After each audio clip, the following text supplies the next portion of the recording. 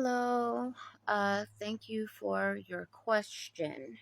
Um, is there anything that you should be looking out for if your child has sickle cell trait? Um, Short answer is yes. Fortunately, for many decades, the medical industry has told us that people with sickle cell trait have no problems, no fear. We should have no fear of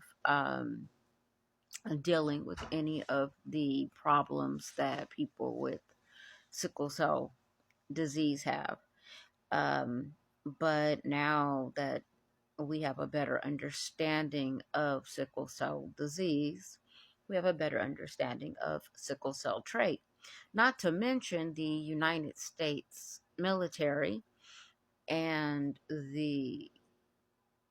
prof- the organization that's like over professional football sports like around the world. So we're talking soccer, American football, rugby, baseball, basketball.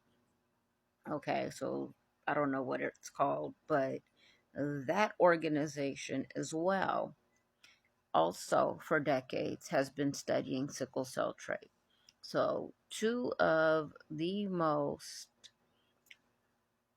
powerful and wealthy organizations on the planet have been studying sickle cell trait for decades due to the fact that they both recognize that a vast majority of their skilled laborers have sickle cell trait.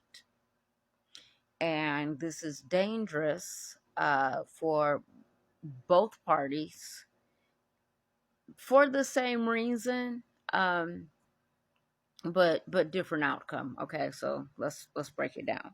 So first and foremost, people with sickle cell trait still deal with the foundational um, mechanism of sickle cell, which is sickling. So that means that just like me, your red blood cells start out happy, healthy, and doing their thing. And as they're going through the body, dispersing their oxygen molecules, as soon as they become outnumbered by the non oxygen molecules within the red blood cell, they begin to polarize. And what that really is just a fancy word that means they bind together into these rods.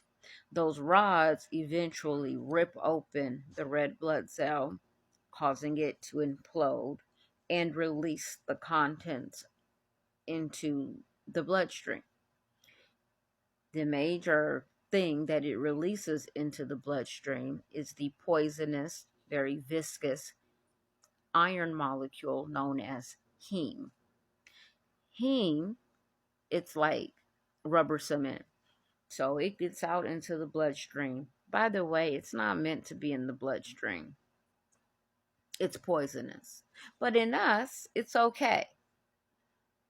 I'm telling you, you can't write a better superhero origin story.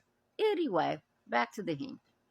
And so the heme comes out and it takes everything in its path and pulls it together, pushes it against the blood vessel vein or artery or wall, and then just like a spider web proceeds to collect and stick stuff until the blockage it creates becomes so big that it can no longer um, that it's blocking oxygen circulation, and it's preventing the vessel from communicating with the other vessels. So veins communicate with each other through like nerves located in the vessel wall.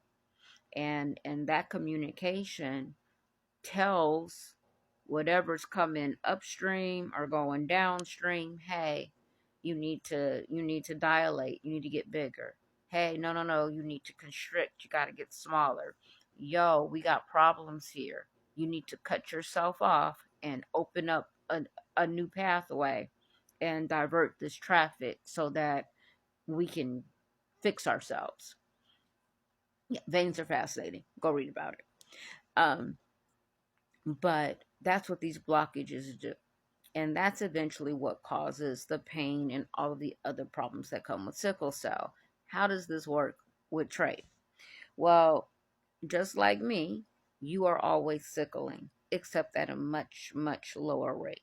So let's just say I'm sickling somewhere 15 to 20% always.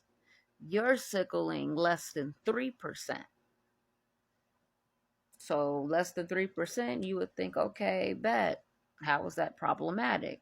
Well, there's 60,000 miles worth of blood vessels in the adult human body. That's 60,000 miles of time, place, and opportunity for sickling and blockages to happen.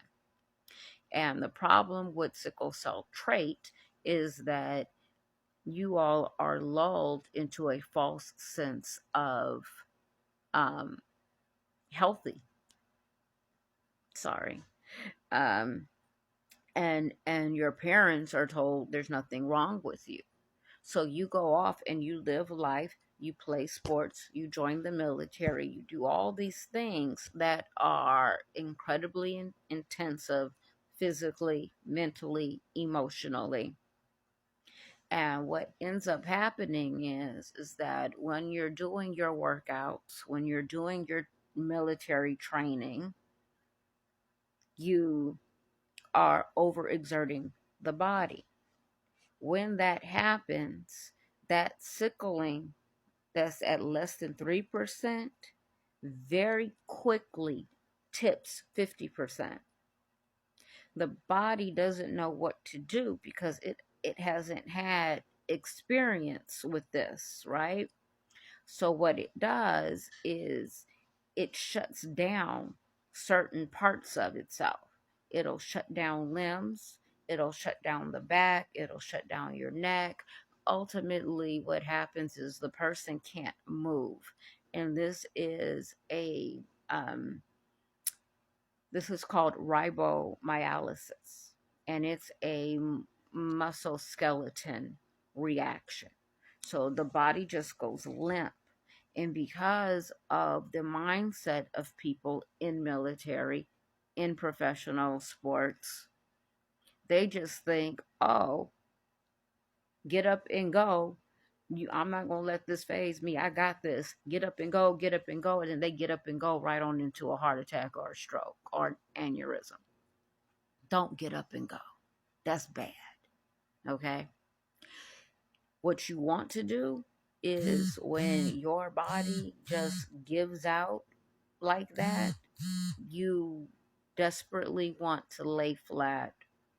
You want to hydrate. You want to let the medic come pick you up and take you someplace safe where you can relax and your body can come back to itself. You do not want to push yourself. I don't know who came up with training till you throw up and that's like a great thing. Some man did that. It's dumb. Don't do that. Other than that, it is possible for you to have pain. When you have pain, sit down. You want to drink your weight in ounces water per day. Stay hydrated.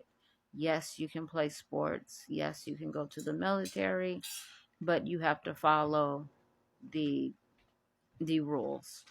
Um, there's one foundation that deals with trait in the entire country.